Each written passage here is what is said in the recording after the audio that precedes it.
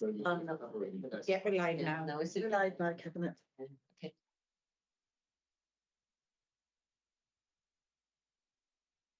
Good evening, everyone, and I do apologise for the late start of Cabinet. We've had some technical difficulties at this end, so we better crack on. We have no apologies for absence, and do we have any declarations of interest? So item number 3 is Councillor Chandler, you're going to give us a verbal update on the Gatherings business case, which we've been discussing in Cabinet now for, I think this will be the second Cabinet. Yeah, no, thanks, Leader. Just to update Cabinet, so Cabinet will be aware that since the decision to relocate the My Day, My Life service to new bases in Abergavenny and Monmouth, Monmouthshire Council have been supporting the Gathering community group to deliver their activities in another council asset, the Wellbeing Information Centre in Abergavenny. And as members will recall, the Gathering were aiming to prepare for the consideration of Cabinet a detailed business plan and proposal for the occupation of the former Tudor Street Day Centre. So by way of an update, that initial business plan has been received and reviewed by a panel of MCC officers, including representatives from social services, landlord services and community partnerships. We've since held a productive meeting with the Gatherings Management Committee to provide feedback on this initial draft and to discuss areas for its strengthening, because further work is needed to substantiate that the proposal is suitably robust and sustainable. And the Gathering are now actively working to address those points. So for the time being, we're not yet in a position to make any final decision on their proposal. It is anticipated that a revised business case will be issued by the Gathering to MCC for consideration by the end of June, following which a formal recommendation will be brought to this Cabinet for the future of the property. But in the interim, we continue to support the Gathering and the services they're providing from the Wellbeing Information Centre. So thank you, Leader. Thank you very much, Councillor Chandler. It's good to have that update, and it's good to see that we're still in discussions and still supporting the Gathering to bring a business case to Cabinet. Yeah. Thank you. We'll move on then to item number 4. That's over to you, Councillor, maybe the proposed adoption of the local transport strategy. Thank you, Leader. I'll start by explaining the context for the strategy and just give a very brief description of the key features. The last transport plan for Monmouthshire was developed by this council in 2015. The Local Government and Elections Wales Act 2021 created a statutory requirement for corporate joint committees to develop a regional transport plan by 2025. That removed the requirement for local authorities to develop their own transport plan. But as a county sitting on the edge of the Cardiff capital region, we're aware that our geography and distribution of population and facilities is particular to Monmouthshire, and we want to make sure that our specific transport needs feature prominently in the regional plan. With more major settlements in our region, there's always the risk, otherwise, that Monmouthshire's needs could be marginalised, and it's up to us to clearly state our needs in this county. We also recognise the crucial importance of an integrated approach to transport and land use planning in the replacement local development plan. To this end, the local transport strategy has been developed to provide a clear vision, priorities and actions to support the development of these 2 policy documents. The local transport strategy has been developed following a review of national and local policies, a series of workshops with key stakeholders and a public consultation. The strategy has also been considered by Scrutiny and the Local Transport Forum. Following this, the document was revised, taking into account the responses, including editing it down to a more digestible length. The strategy is intended to align with national, regional and local policy priorities and sets out a clear ambition for transport infrastructure in Monmouthshire over the next 5 years. The vision is predicated on 6 key principles: decarbonising transport, building better places, interconnected public transport, embracing technology and innovation, customer-centric design and public value. I doubt that anyone living in rural parts of the UK thinks that the current situation for transport is good enough. This is also the case for Monmouthshire. And turning things around will not happen quickly, but it's important to have a vision to work towards. So just thinking a bit about the current picture, We have a population of nearly 100,000, over half of whom live in the 5 main towns. We have nearly 2.5 million visitors, and we're an attractive tourist destination. The rail lines run along the south and west, leaving the rest mostly untouched by trains now, sadly. The 4 railway stations are Abergavenny, Chepstow, Seven Tunnel Junction and Caldicot, but the trains are not sufficiently frequent, reliable or affordable. We have the M4 and M48 running across the south of the county, and our main towns of Chepstow, Abergavenny and Monmouth have A roads running right through them. The focus for decades has been on cars. We have high levels of car ownership and people commute both into and out of the county as well as through it. Fuel costs are high, and while our roads are a lot less congested than many places, we do indeed have congestion hotspots, especially where people commute through the county, as is the case in Chepstow. We know we need to decarbonise transport while at the same time improving connectivity and affordable access to facilities. Private motor vehicles are net contributors to carbon emissions and air pollution, and too heavy a reliance on these leads to transport inequality. This local transport strategy seeks to develop sustainable transport solutions and a better integration of these. But we recognise that for some journeys, the private motor car will continue to be the only viable mode of transport. The strategy supports the development of compact communities, enabling them to access services locally and where possible to work locally, negating the need for long commutes. Where travel is necessary, the strategy promotes the use of an improved, accessible and integrated active travel and public transport network that is affordable for all. This includes safe pedestrian footways, cycling routes, bus and demand responsive transport options and enhanced rail frequencies. For those journeys that must be undertaken by car, the strategy promotes the use of ULEV and ultra-low emission vehicles through the installation of electric vehicle charging infrastructure and car clubs together with lift sharing opportunities. Many of the necessary actions are things that we cannot do alone, but we can influence, such as investment in the railways. Some actions described may not be deliverable within the 5-year timeframe of the proposed strategy. We've set the proposals out in such a way as to make this clear, using 5 categories of deliver, plan, continue, support and review. The plan maps out a vision for future connectivity with key routes by all modes mapped to key destinations. As well as connections between towns, the aim is to shift away from a focus only on cars, making towns easier to walk, cycle and wheel, with services and facilities accessible within a reasonable time frame without getting in the car. This will make streets more livable and usable for commerce and social connections, not just driving and parking. It involves both physical work, speed limit reductions and behaviour change, and it will take time and money to achieve. I won't say any more for now, but I'm happy to take questions.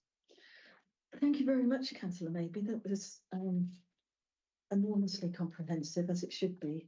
I think it's so right that we have our own local plan as we move into the planning for the regional transport strategy, precisely for the reasons that you gave.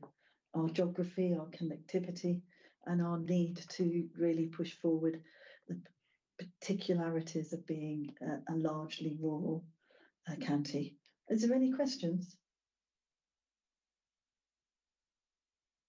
Councillor Chandler. Yeah, thanks, Leader, and thanks, Councillor Maybe. I mean, I think this is really positive, and I applaud the amount of work and consultation that's gone into and scrutiny that's gone to get us to this stage. I suppose one of the areas, though, that I just wanted to get your view on is the issue around active travel, because there are often quite some misconceptions, I think, about what active travel really means in the public domain, and it becomes maybe more controversial than it need be. But I suppose I particularly wanted you to address the perception, perhaps, that active travel routes don't help those people who are not fit enough to cycle. And I just wondered whether you could talk about how that inequalities or the equality issue could be addressed through our active travel proposals. Thank you, Councillor Chandler. Yeah, this is something that came out quite a lot in the consultation. I think the term active travel is often misunderstood. It includes walking, cycling and all forms of wheeling in practice, and it is for everybody, young and old, and all levels of fitness and mobility. So what we're trying to do with the work on active travel is to make routes safer and more pleasant for pedestrians, cyclists and people using all kinds of mobility aids as well, including mobility scooters. I think as the routes progress and start to get used, it will become more obvious, but these changes will take time. Thank you. Yeah, thank you. I see you've got your hand up, Councillor Callard. Thank you, Leader, and thank you, Councillor Maybe, for bringing the report. I'd echo Councillor Chandler's thanks for the work that's been done on it. I had a question about public transport. You mentioned in your introduction about the rail infrastructure we got in Monmouthshire and how it, in essence, it skirts around the edge of our county. And being such a rural county, that really leaves buses as the only viable alternative for public transport. So I wondered if you could share a little bit more information about your vision for buses in the transport plan. Thank you, Councillor Callard. Yeah, buses are absolutely central to our vision for future public transport in Monmouthshire. And we've really emphasised that in our discussions with the Burns Group and Welsh Government and Transport for Wales. It's fair to say that we are in a transitional phase with buses at the moment. We're anticipating new legislation this year, which will change the way that bus networks in Wales are structured and supported. But we have managed to re-tender successfully the bus network this spring, within the framework of the current support grant for Welsh Government. And also our work to integrate school transport with public buses is beginning to show results in reducing costs and improving the viability of the public services. But our vision for the future is to have a core bus network operating at least hourly, between 8 and 6, Monday to Saturday, and 2 hourly during evenings and on Sundays. So that's for the core routes, the main routes.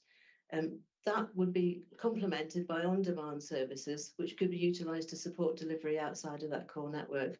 And we're also really conscious of the need for better bus access to the Grange Hospital.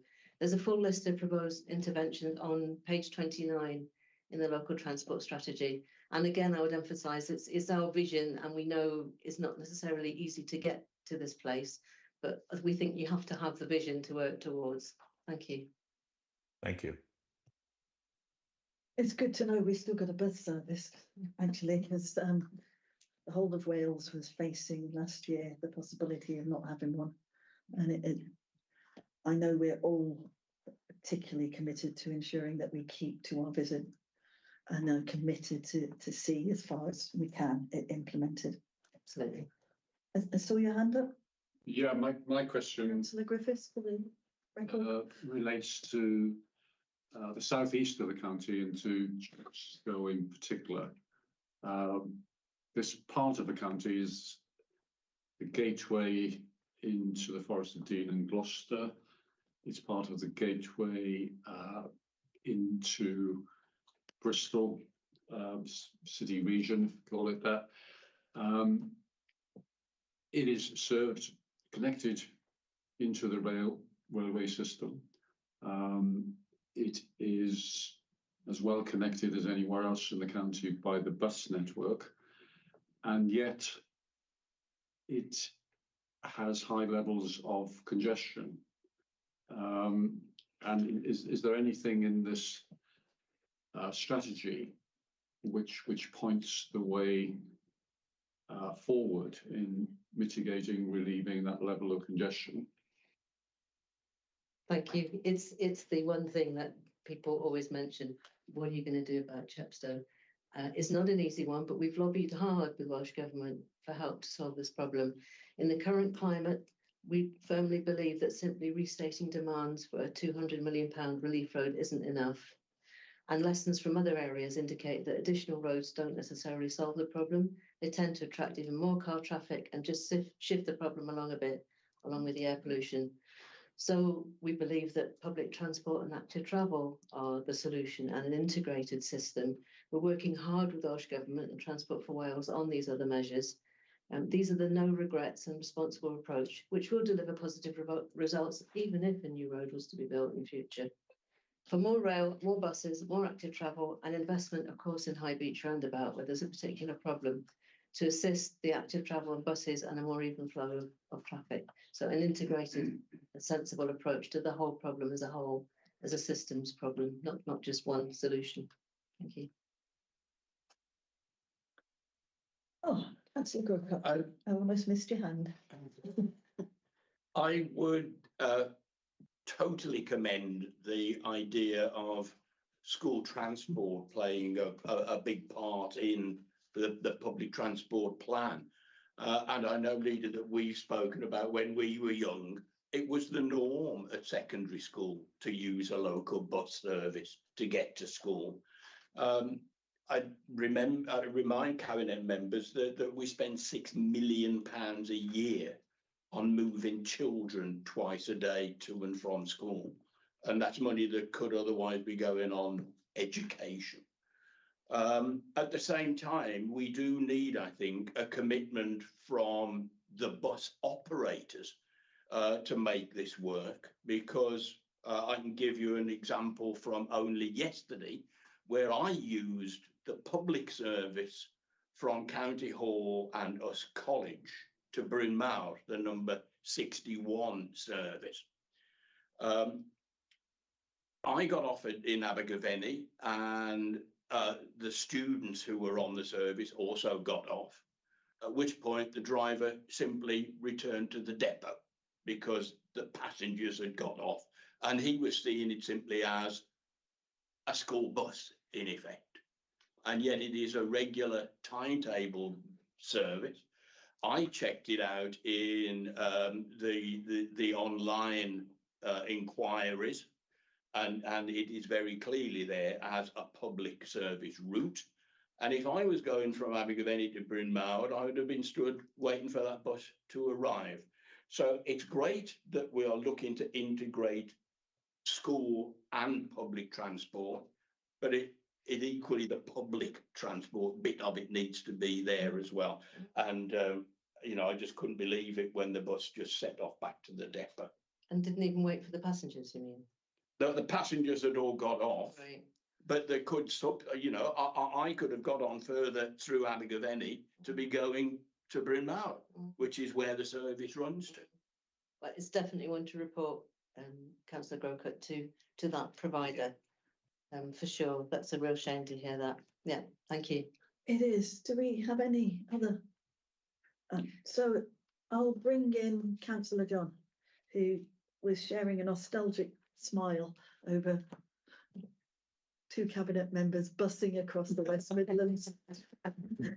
I have nothing to add on that, Leader, but can I just say I agree with what Councillor Maybe was saying a couple of moments ago about buses, and I know that she's been working with the Friends of the 65 bus, which does travels through my own ward, and I'm grateful for her intervention recently to secure the number of routes on that service. Thank you, Councillor Maybe, for that. On the transport plan, I welcome the removal of the proposals around lobbying for the reintroduction of the Severn Bridge tolls, the working place parking levy, variable parking charges and low emission zones, which is, as you know, dominated some of the feedback from the public during the consultation, and in a way overshadowed more of the positive debate that could have taken place around some of the other proposals. But can the public have confidence that specifically on those 4 proposals that were in the plan, that those are permanently off the table? It's a weirdly negative question, focusing on the things that are not in the strategy rather than what's in them. But I think the phrase permanently off the table sounds like we're being asked never to even discuss such concepts in perpetuity. And that seems a slightly extreme position to take, particularly as the only reason such interventions were even mentioned, and most certainly not as firm proposals in our consultation draft, was as concepts suggested by stakeholders in the development workshops that we held. It is, of course, worth noting at no point did we ever propose to reintroduce the Severn Bridge tolls, which is in any case outside the powers of the local authority. But back to what actually is in the strategy, I can confirm that the local transport strategy sets out key deliverables for 5 years, and it does not include the interventions that you've indicated, Councillor John. This has been made much clearer in the revised strategy following consultation, because we could see that people had misunderstood and taken those in a way that was never intended. Going forward, however, the CCR will be responsible for developing the South East Wales Regional Transport Plan and our strategy will inform the proposals for transport priorities in the Monmouthshire area.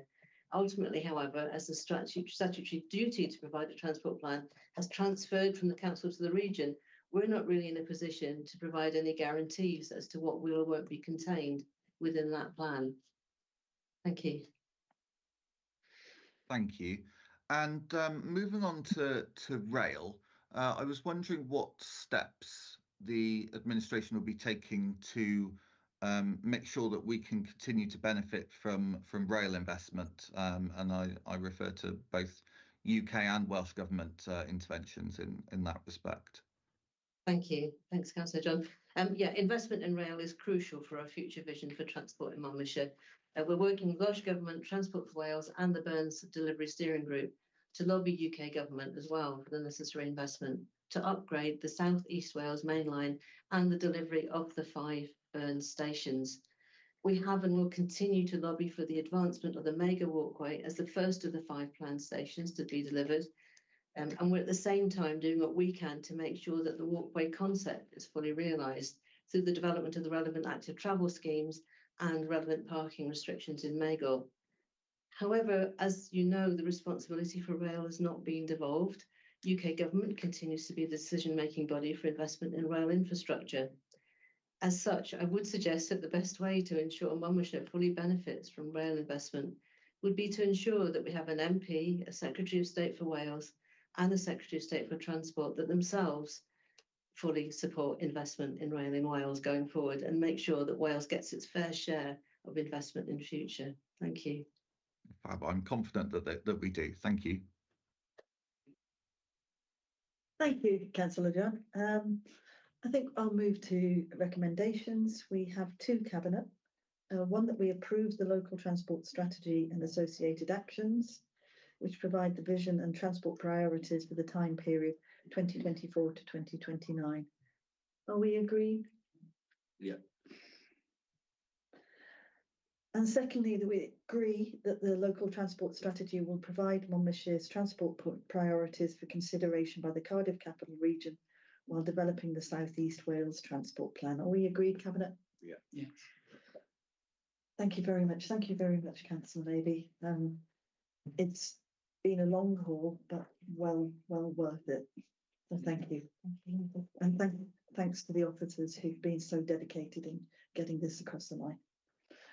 So we move on to item 5, uploading S106 capital sums into the 2024-2025 capital budget. I believe that's your remit, Councillor Sanders. Thank you, Leader.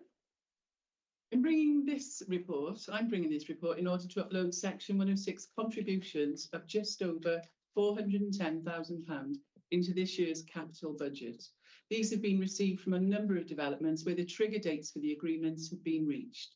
Once this is done, it will enable the funding to be spent to benefit a number of communities across Monmouthshire.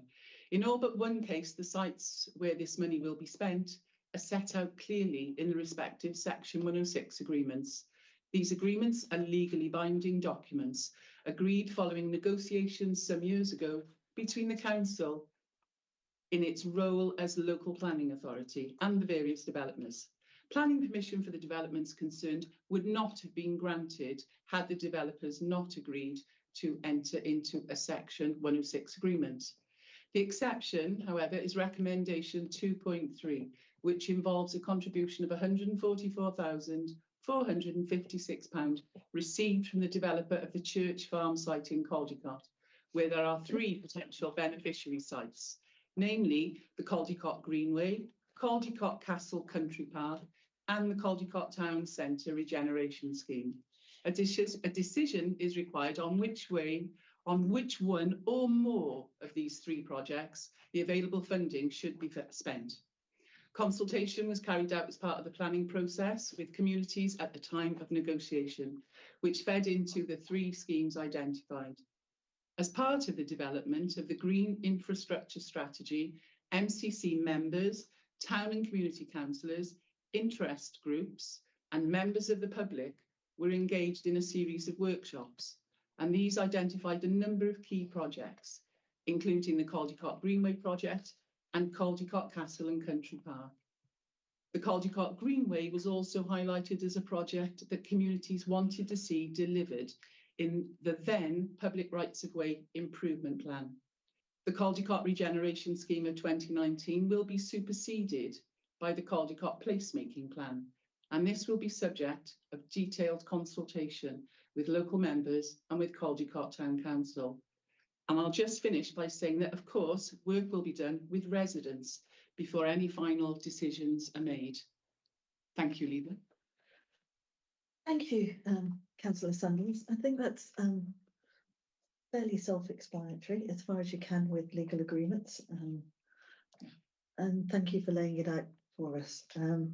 This is more than just a tick box exercise. It makes a real difference to our communities, and it's therefore important that we get it right in the way that sums are allocated, the way that they are consulted on at the beginning, and that is carried out throughout implementation.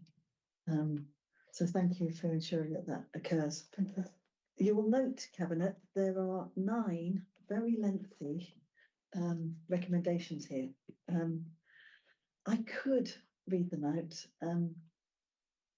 but I would ask Cabinet, unless they have got any questions or observations, that we go to recommendations and I summarise them and ask where you are on it.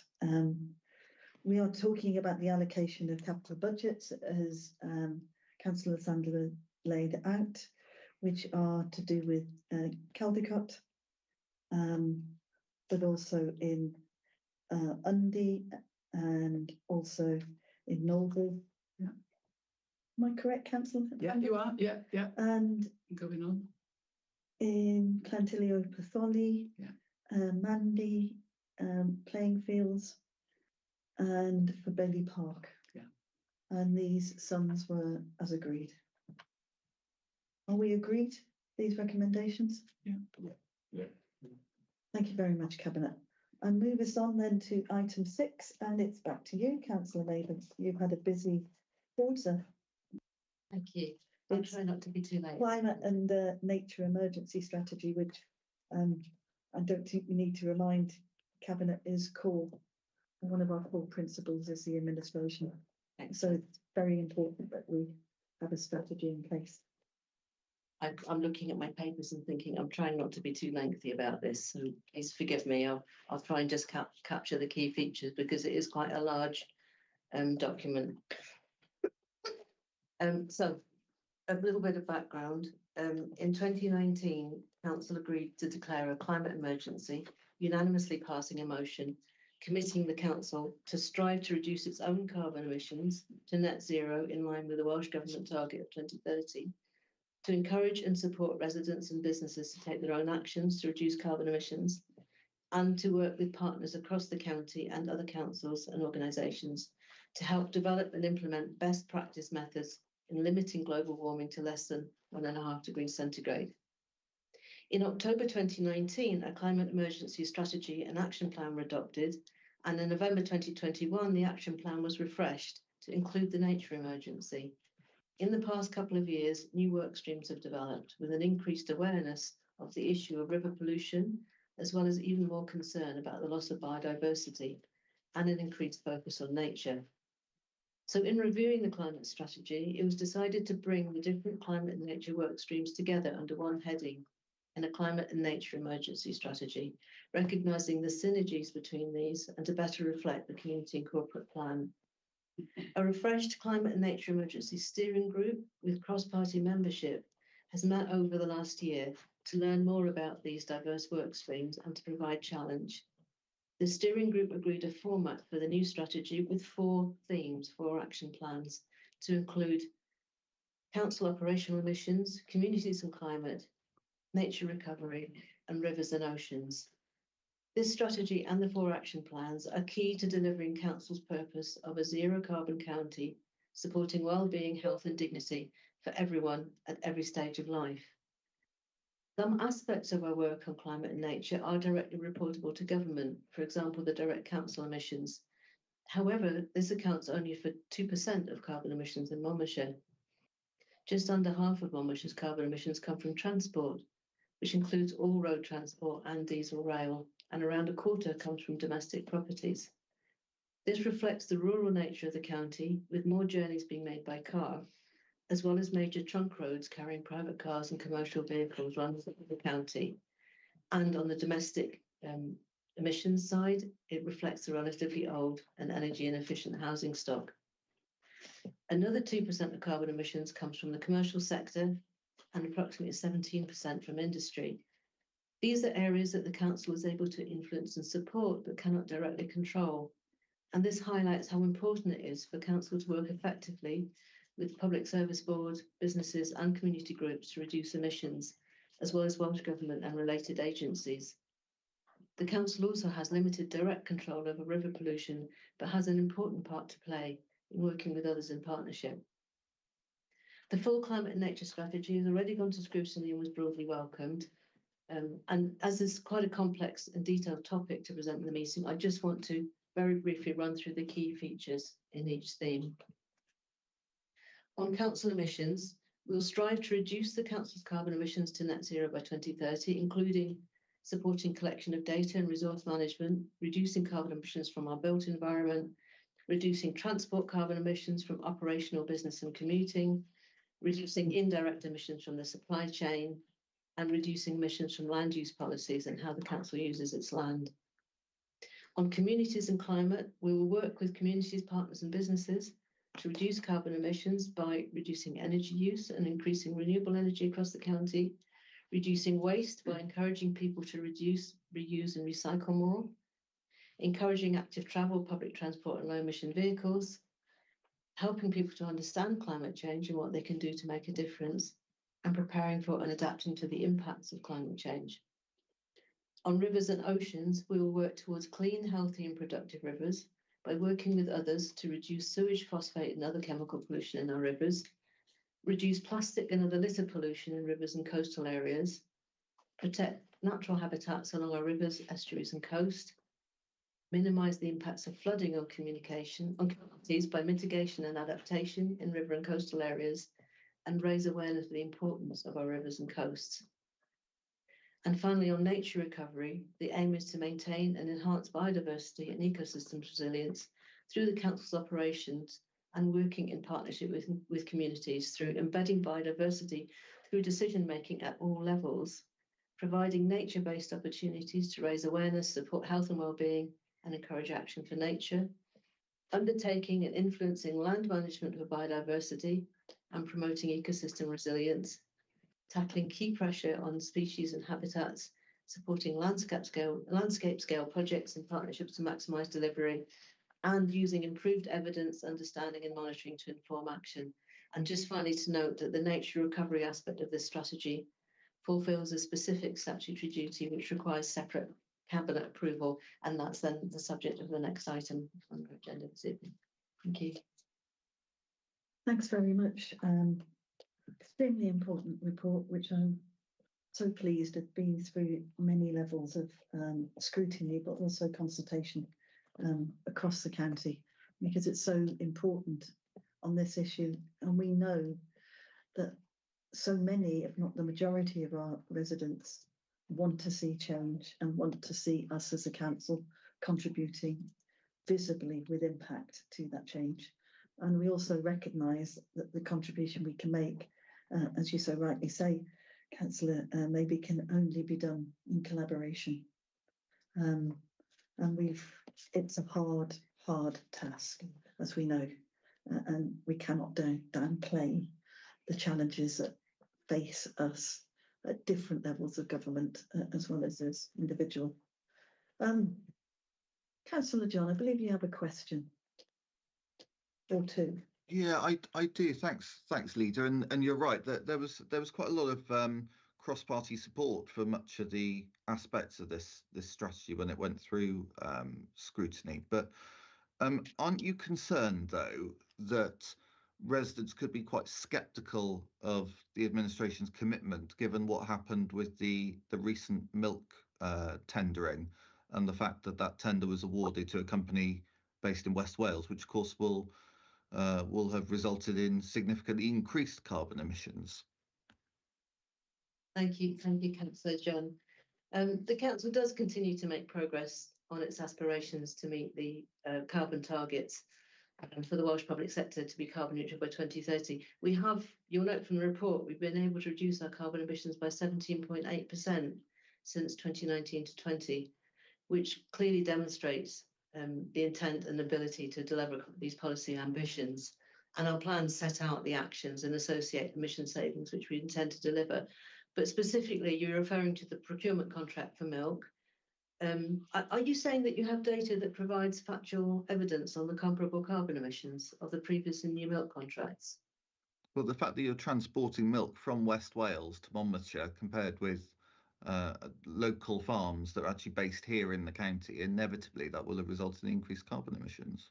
Okay, so you don't have any actual data. I just wondered, because if you did, it would be really useful to share it with us. I think you may have misunderstood this a little bit. It wouldn't make sense to make a direct comparison, as the actual requirement for our milk provision has changed. So you wouldn't be comparing like with like. So I was interested in what data you might actually have.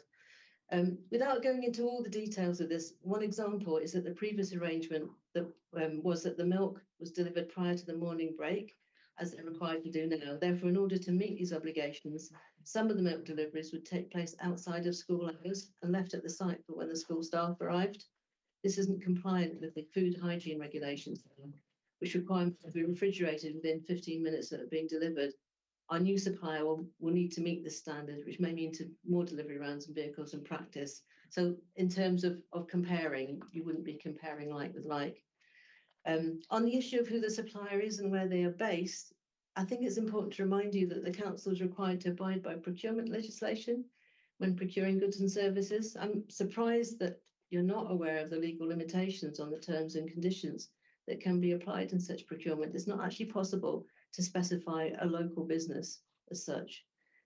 As I explained when this was raised in council, the environmental impact may not actually be obvious from the address of the HQ of a business in any case, if you're looking specifically at carbon emissions. In practice, that will depend on a range of things, including but not limited to the distance of transportation from farm to bottling to distribution centre to consumer, and from consumer to bottle washing and so on. These environmental issues are ones that we will, of course, endeavour to take note of in all procurement going forward, and may be better able to control by doing this ourselves in some cases rather than as part of large consortia. I think we need to review this case by case. And at the time, we need to make sure that we don't miss out on any potential efficiency and cost savings through going it alone. But it does appear that the latter may have been given priority in the past. So in future, carbon emissions and those environmental impacts will be taken into consideration of whenever they can. Thank you. Thank you for that answer. On a different issue, what's the view of the administration on the proposal that Monmouthshire farmers should give up 10% of their land for tree planting? Thank you. This isn't a question relating directly to our strategy presented here today, but it refers to the Welsh Government consultation on the Sustainable Farming Scheme. I have to say that the way your question is being framed is a little bit misleading, Councillor John. Firstly, this is about farming across Wales. This is not specific to Monmouthshire. Secondly, it's not a proposal for legislation. Rather, it's a Welsh Government draft set of requirements for a subsidy scheme to help the farming sector following our exit from the EU. Monmouthshire County Council did provide a response to that consultation, and in it we indicated that we welcome the refinement of the requirement for tree cover compared to how it had initially been expressed, in that it will now take more account of other sensitivities which vary farm by farm and with different habitats and landscapes. For example, in Monmouthshire, it wouldn't be an appropriate measure within Gwent levels, as it would directly conflict with measures required to manage the SSSI and the REEN network, bringing the REEN network back to favourable conditions. We also welcome the recognition that orchard, agroforestry, scrub and certain hedgerow can be included in the woodland calculation, and that some habitats can count towards both requirements, but we still think this needs to be clearer and better communicated. On clarity also, it needs to be better communicated and not deliberately miscommunicated, please, that the 10% tree cover proposed is not additional. It's intended to include existing tree cover, which the Woodland Trust estimate is 6 to 7% on average for farms in Wales.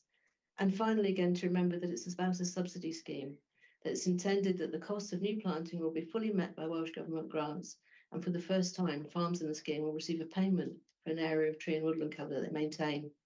So in summary, I'd say there are significant benefits in encouraging increased tree cover for a number of environmental reasons, but several qualifying concerns to be addressed.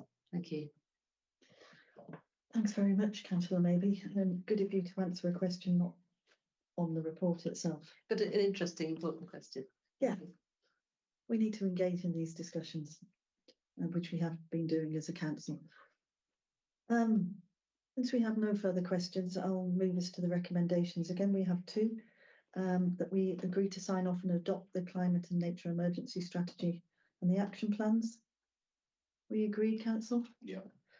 And that we agree that the action plans are delivered by service area officers and managers and coordinated by the chief officer, communities and place.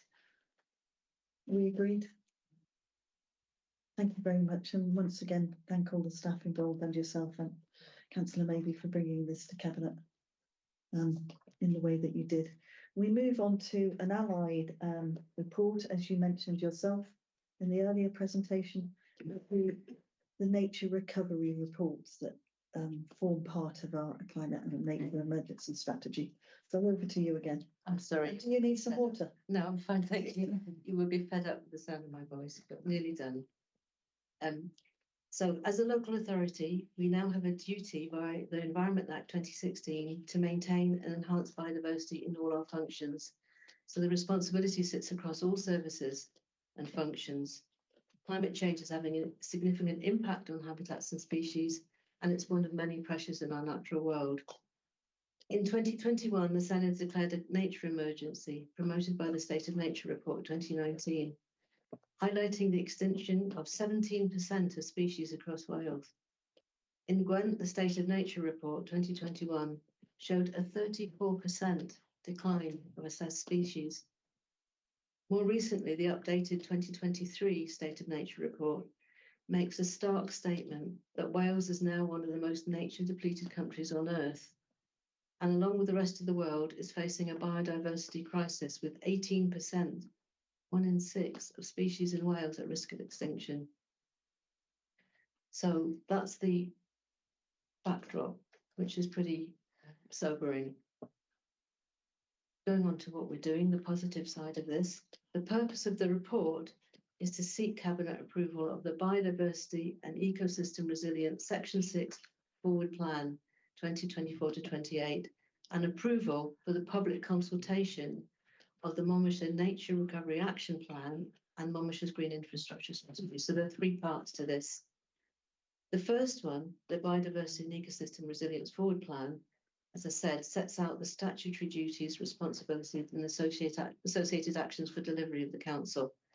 And the work is driven by the Environment Wales Act 2016, which places this duty on us to maintain and enhance biodiversity and promote the resilience of ecosystems.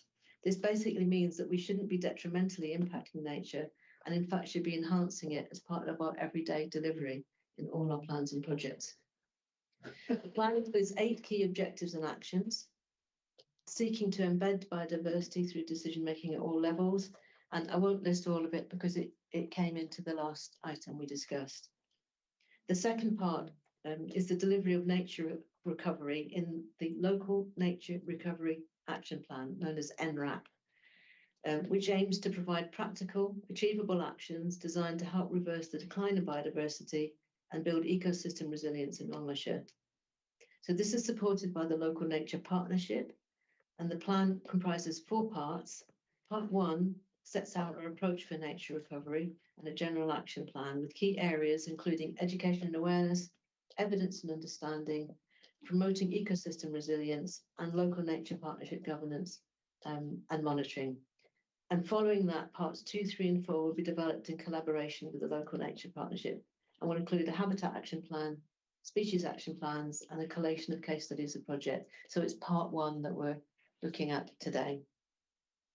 And finally, the third part is the Green Infrastructure Strategy, which sets out the Council's approach to enhancing biodiversity, increasing ecosystem resilience through green infrastructure in line with the Section 6 forward plan.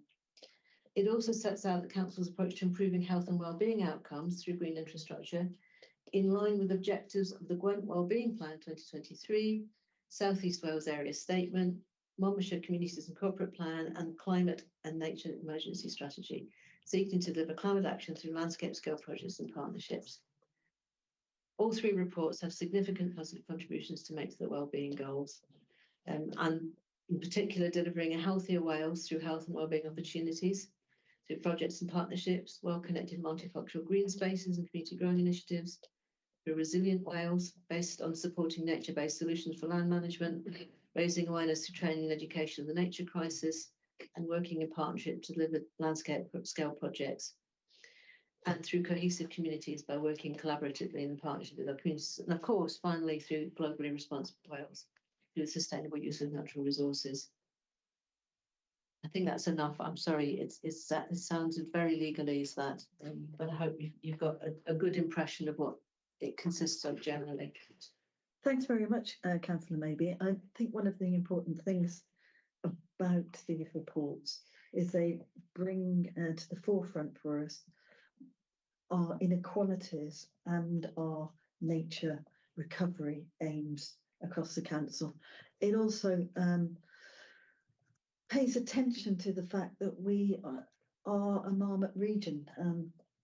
We're a Marmot County, but also as part of the Public Service Board, we are a Marmot region where those goals complement and align with the wellbeing goals from the Wellbeing and Future Generation Act.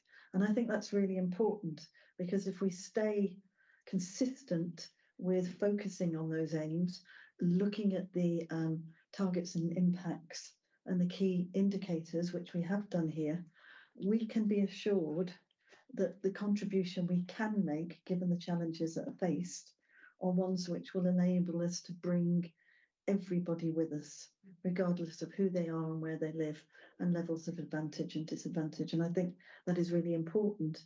And the depth of information and the thought that's gone into these reports allows us some comfort that we are taking a system and systemic approach to nature recovery, which, as we know from the evidence, is the only way to do it. So thank you. I believe we have a question from you, Francis Taylor. Councillor Taylor, apologies. Oh no, it's green fingers. Apologies. I just assumed we would, Councillor Taylor, because I know you have your own passion for climate and nature recovery, but I'm sorry. So I do. I'm sorry to disappoint, Leader, but no, my question's on the next item. You never disappoint, Councillor Taylor, don't worry. So we have two recommendations. Number one, that we approve biodiversity and ecosystem resilience forward plan and action plan, and give approval for the public consultation exercise for the Nature Recovery Action Plan Part 1 and Monmouthshire's Green Infrastructure Strategy Volumes 1 and 2, which I very much enjoyed reading, Councillor Maybe, and the executive final draft. Are we in agreement, Cabinet? Yeah. And recommendation 2, Appendix 2B, the Short Nature Recovery Action Plan, an abridged version of Appendix 1B, and I can assure you it was abridged, and sits alongside the 4 action plans for the climate and nature emergency strategy. Are we agreed? Yeah. Once again, thank you very much, and thank you very much for the team to get us to this point. So I'll move us on to Green Fingers Service. That's you, Councillor Chandler. It is, thanks, Leader. So the colleagues, so what I'm bringing you today, bringing you this report to seek your approval for the release of the former Green Fingers site in the grounds of the Melville Centre for the Arts in Abergavenny, so that it can be made available for one or more community organisations to develop an inclusive horticultural gardening project there. For background, Green Fingers was originally established in 2007 alongside a series of other enterprise opportunities for people with a learning disability in Monmouthshire, and it became part of My Day, My Life in 2012. The service was set up to provide people with an opportunity to develop skills in gardening and engage in meaningful activities that might help with employability. Since Green Fingers was first established, the landscape of disability services in Monmouthshire has changed fundamentally with a move to strength-based approaches. And that enables people with learning disabilities to identify and pursue their own desired personal outcomes and social connections in a more person-centred, individualised way. Prior to the pandemic, 20 people attended Green Fingers for a couple of days a week on average. Most of the previous attendees now access different activities within the community, including various community-based gardening and horticultural projects, either independently or with support through My Day, My Life, or with support from their accommodation provider. The site at the Melville Centre for the Arts represents a great potential development opportunity for an inclusive community venture, ideally based around horticulture, gardening, or something aligned to that.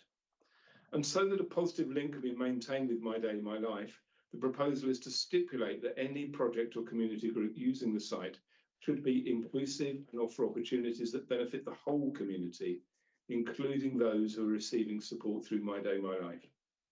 And given the decision to locate one of the My Day, My Life home bases at the Melville Centre for the Arts, this presents an exciting opportunity for some innovative community partnership working. And there's already been some keen interest from existing gardening groups, food growing and cooking groups, and allotment groups. And following the Practice Solutions review, there is a renewed impetus within My Day, My Life towards supporting people to access day opportunities that are designed around their own strengths and interests, with an emphasis on using inclusive community-based settings where this is possible. So that people have a genuine choice over what they do, it is important that there are a range of opportunities available for people to enjoy and be part of. So colleagues, this is a very positive initiative to develop an additional opportunity to access an outside activity located in the same grounds as the home base for My Day, My Life, and which would become a valuable addition to the overall service offer, as well as for the whole community. Thank you.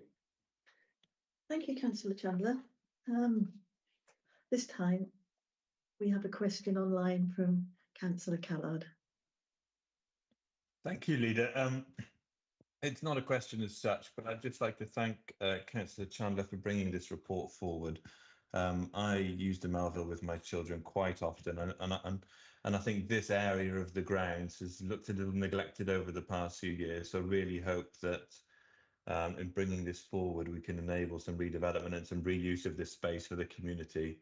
And like you say, specifically to engage a wider community and incorporate those, you know, hopefully those that use the My Day, My Life service and other people, you know, with additional needs in the community. Thanks very much, Councillor Callard. I'd echo that. Abergavenny is very proud of its horticultural, particularly the flowers and the parks, and the fact that we win medals. We win medals in Wales in Bloom and UK in Bloom. And part of that is the encouragement of all people's participation in doing so. And I know, and I echo with you, Councillor Chandler, what an exciting opportunity this is, because the Town Council is interested, but also there's a variety of groups who've also indicated already that they have interests. So I think we can feel confident that this will move forward to a very exciting phase for the whole of Abergavenny, not just that site. Indeed. And now, Councillor Taylor, you do have a question. Thank you. So I just wanted to ask if the Cabinet member and the Cabinet were content with the integrated equality assessment for the Green Fingers service that's appended to the report. Thank you. Yes, happy to answer that. And yes, Councillor Taylor, yes, I am content with the assessment. The assessment as all assessments and the reports that we present, is a thorough analysis of the impacts of the proposal, looking at the 8 protected characteristics, our socio-economic duty, the impact on the Welsh language, our wellbeing goals, the sustainable governance principles that we work under, and our responsibilities for corporate parenting and safeguarding. And this detailed and thorough assessment shows that this proposal to develop the site as a community asset will further extend the range of opportunities and activities within the community, which people of all ages and all abilities can access. In particular, it is likely to increase and advance equality of opportunity with disabilities in Monmouthshire. The proposal will also ensure that people with learning disabilities who are supported by My Day, My Life will continue to be supported to access community gardening opportunities and other opportunities suitable to their aspirations and needs. I would also like to say that it is worth noting that because of data privacy, we're not allowed to publish actual numbers of people affected if they're less than 5, as this could have helped identify the personal persons concerned. So the actual figure in the assessment of My Day, My Life users who would want the resumption of green fingers will be anything between 1 and 4. And I can't say any more than that. But no, in conclusion, I am very content with the assessment. I've always given great scrutiny to the integrated quality assessments, both when I was a backbencher and when I'm in cabinet. And I think this one sums up the situation very well. Thank you. Thank you very much, Councillor Chandler. I'll move then to the recommendations. There are 3 cabinet. Recommendation number 1, that the current Green Fingers site should be released to landlord services in order to seek expressions of interest from community organisations to develop the site as an inclusive horticultural related project. Are we agreed? Yes. Recommendation number 2, for landlord services to work in partnership with the Green Infrastructure Team, Community Animation Team and Social Care and Health Directorate to ensure that the site is developed in accordance with current policy objectives regarding the climate and nature emergency. Are we agreed? Yes. And to continue supporting people with learning disabilities to access community gardening opportunities. Are we agree? Yeah. That's wonderful. Thank you very much, Cabinet. And with that, I will draw us to an end. Go forth and enjoy the rest of your evening, everyone. Thank you. Thank you.